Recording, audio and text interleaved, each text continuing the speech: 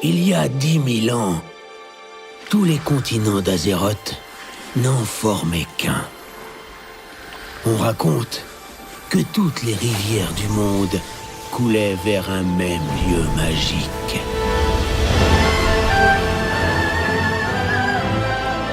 L'antique empire de Pandarie, niché dans les plus fertiles des vallées, tout au bout du monde. Voici le dernier empereur, le jour de son sacre. Il se nommait Shaohao. Le jeune Shaohao était né pour régner et ne manquait de rien. Il disposait de toutes les richesses du grand empire Pandaren. Tous les empereurs Pandaren consultent les grands anciens Jinyu au début de leur règne.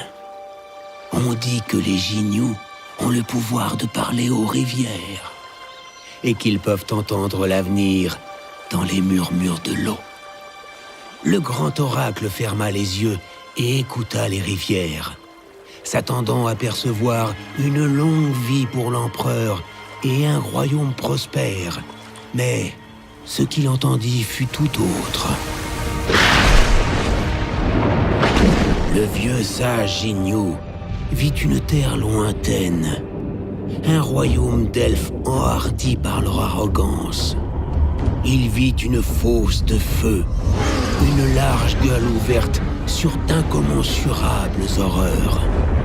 D'innombrables démons étaient sur le point de déferler sur Azeroth pour la mettre à feu et à sang et tout corrompre sur leur passage.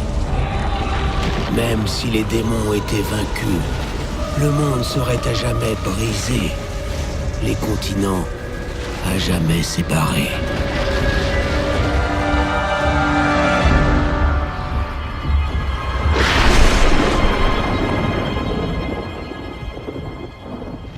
Incrédule, l'empereur Shaohao regarda l'oracle Jinyu chanceler de terreur devant cette vision.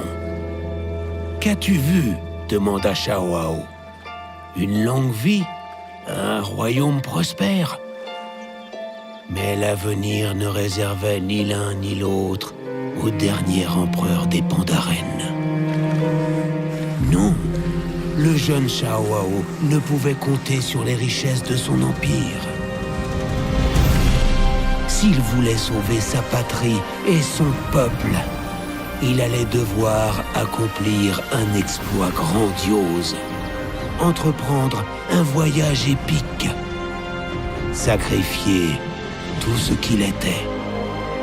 Voici son histoire.